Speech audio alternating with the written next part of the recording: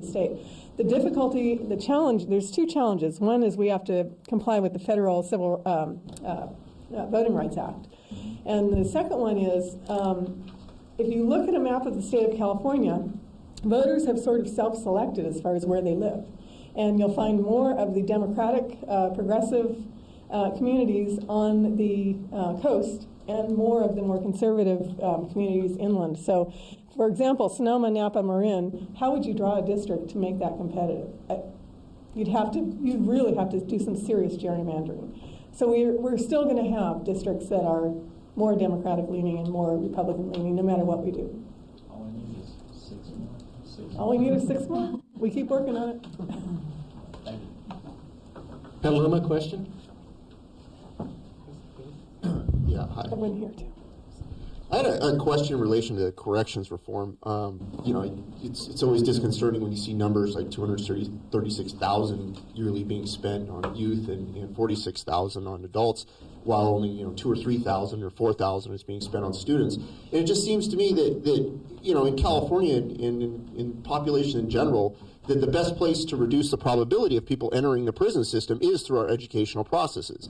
And, if we were to draw a correlative to say, well, what is it in those educational processes which keep those people from then entering the prison system? It's those outcomes that we have around, critical thinking and making better decisions personally in one's life and better global understanding and cultural diversity, so that people are less likely to make those decisions that then eventually lead towards things like alcoholism that cause us to have to spend money in so many other places in the state. So that being said, I'm just wondering, how we could better strengthen the idea of bringing out or teasing out, what education does and the deep benefits that education brings to the community in general, and using that maybe as an opinion, something to pin the argument on, to show, while it's so extremely important to continue to support funding community colleges. Excellent points, and you can actually apply the same analysis to the foster care system. And if I could have, I would have had a slide that would show you that we spend less per year on foster kids for housing and feeding and providing clothing for a foster kid than the average person spends to put their dogs in a kennel when they go on vacation.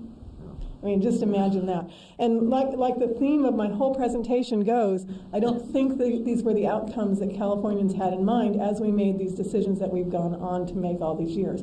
And my whole purpose in doing this is to bring to, just ordinary people and educators in particular this information so that, we can all go out and start talking about, well, here, did you know what we're spending on per incarcerated youth versus what we're spending on education? Because the average person, if you asked, would you rather spend more on education? They'd say yes for the same reasons you just laid out.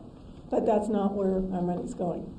And I couldn't agree with you more. The more we spend in investing in our kids today, the less we're going to spend on the other end. And one of the problems that we have in a term-limited environment is all of our decisions are made for now. The long-term consequences really don't matter so much. It's can we balance this budget this year? It's really unfortunate, but it's true. I have a question on where we are on the reform process of the initiatives. I mean, has there been any movement on making it more of a pay-as-you-go? Do we have to have an initiative to get rid of the initiative process? Is that where we stand? Yeah. So has somebody started that initiative? Because I want to be the first on the petition. We've started discussions in the legislature about it. The initiative process is a huge multi-million-dollar business now. And there's a lot of money to be made, and there's a lot of powerful people that are making that money. And so it's a very difficult discussion to have, and it would be very difficult to do. And to answer your question about the process, it is something that the voters would have to approve. And that's another challenge with all these voter-approved initiatives. The legislature can never change them. We can't even tweak them or amend them. They always have to go back to the voters for approval. But there's still Jarvis Gann out there to fight it. Right. Yes. I have a question. I'm Jo Cobb from Consumer and Family Studies, and I've been on the staff 26 years. I know we need money, Well, real estate has been, of course, one of the big problems. But right now, we have about 12% unemployment in California.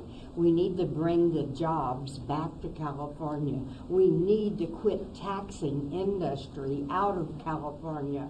Levi's has left California, gone to Mexico. Charles Schwab organization has just gone to Arizona. And so this is the big problem. Every time you turn around, they want to tax the industries. We've taxed them out of California, so now we have no revenue to speak of from industries, no jobs. Well, actually, as I showed in my slide, the problem has been the tax cuts that we've given over the last 20-some years has reduced the state's bottom lines in terms of taxes. And that's a perennial argument that gets discussed and debated in the Capitol all the time. And there is a fine line between overtaxing and taxing to the point where we can provide services. And what I hear from my local chambers of commerce all the time, and there's at least 4 or 5 of them in my district, is we want good education and we want good roads. Those things don't come free. They do not come free. And I couldn't agree with you more on jobs. But what we've done in the state is we've cut jobs. We've furloughed state employees 3 out of 4 days a month. And community colleges, UCs, and CSUs are furloughing their employees. So we're in a downward spiral right now. And we've got to stop the spiral and bring ourselves back up. And I believe education is the way to do that. Paloma, you're shy. And we had a question over here. Okay, over to you. Paloma? Oh, I think we got question. Boardwalk. Our mic, like the one you're using, isn't working. Hi, we mentioned Exxon and taxes and an extraction fee for drilling for oil. Would you be in favor of potentially lobbying for more oil drilling offshore? I know that's a real controversial issue, but if you think about it, everything's a trade-off. And it could bring a lot of good paying jobs into California. And if we did have an extraction fee, we could raise a lot more revenue that way. So I'd like to hear your thoughts on that. Well, an oil extraction fee is taxing is different than offshore drilling. And there was an offshore drilling proposal that the governor brought to us back in May, and I absolutely was against it because the cost of offshore drilling, as we saw with the oil spill almost 30 years ago to the day in Santa Barbara, that cost to not only Santa Barbara, but the state of California and the environment was immeasurable. I would say some in Santa Barbara at least believe they still haven't recovered entirely from that. So any revenues that we could bring in short term have to be measured against the long-term costs. And representing some coastal communities, I don't believe my constituents want me to support offshore drilling. Now, oil, and I'm seeing a lot of shakes of the head, oil severance is different because it's on land drilling, and we would tax the oil that is actually severed from the ground, just like Alaska and Texas and Louisiana already do, and Florida. So we would simply be going the way of a lot of other states. But as far as offshore drilling, I don't have a level of confidence that we can do that without enormous long-term impacts to the environment and the tourism industry, which also brings in a lot of money. And that's not the future we're going in either. True. We're going in sustainable fuels. We're not looking to use fossil fuels. Right. The point was made that we're also trying to get away from fossil fuels, and that's correct. We really, I think, should be putting our resources in terms of money and training and education into more green technologies and solar power and other things like that.